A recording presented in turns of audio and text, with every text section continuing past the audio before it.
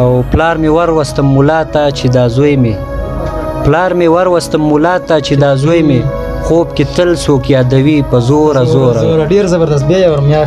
پلار مې وروستم ملا ته چې دا زوی مې خوب کې تل څوک یادوي په زوره. سلامونه، نیکې هیلې او احترامات مې ملئ ملګرو. صابر شاه صابر یم په دغه تمه چې ټول به روغ جوړ او د ژوند ښو شیبو کې به وي. ملګرو څنګه چې تاسو ته پته ده چې موږ په خپل پروګرام ادبي دنیا کې مختلف قسمه شاعرانو، لیکوالانو، ادیبانو سره ناستې کوو. په دغه سلسلې سره موږ نن په خپل پروګرام ادبي دنیا کې شفیع الله عثمان صاحب ملمه کړی. نو شفیع الله عثمان صاحب د شعرونه مورو او غزلې به هم تورو او یو څو لنډې پوښتنې به دې هم کوو. ټول ناول خو شفیع الله عثمان صاحب تاسو ته په خپل پروګرام کې ډېر هرکلی ویم. مننه، خیر اوسې او دنیا. مننه ستاسو نه چې موږ ته دومره ټیم راکړه. الله دې ستاسو عزت وکړي. نو یو څه مات ګوټ شعرونه به ووایو. نو مننه وایه ارشاد. ما ته نوم د مینې مه اخلئ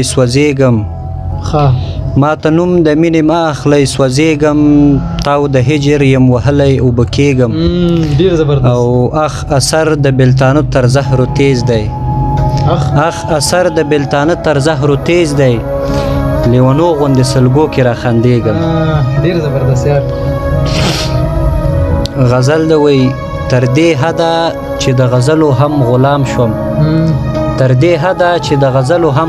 شوم، کله نا کله بلنه راکوي په زوره. او ستا یادونه بې ضمیره یاره دا زړه مې ورځ کې څو ځله ژړوي په زوره. او څوک شته چې کلتور او نشان زما د قام، څوک شته سم یې ړنګوي په زوره. او پلار مې وروستم ملا ته چې دا زوی مې خوب کې تل څوک یادوي په زوره. ډیر زبردست. بیا یې ورم یار. پلار مې وروستم ملا ته چې دا زوی مې خوب کې تل څوک یادوي په زوره. او په ملا مات شوم جدایۍ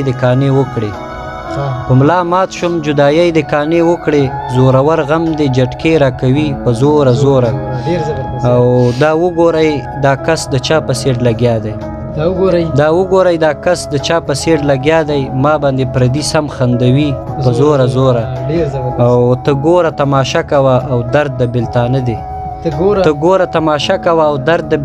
دی، خوار عثمان آغا را ماتوي په زوره. ډیر زبردست. یقینا ډیر زبردست غزل او یو بل ان شاء الله یو خوند غزل چې مینوالو ته وړاندې کی ډیر مزه به وکړي. مننه.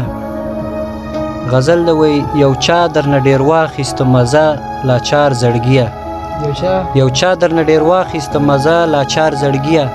یو څوک دی اوس اوباسي جنازه لاچار زړګیه. او د زړه له پاخه کوره د شړی څه په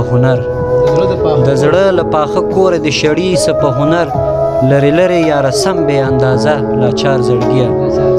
او لارې دوه شوې تنهایۍ کې ځان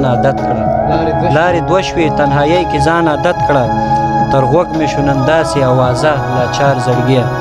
او تر څو به وختونه تیروي همداسې بې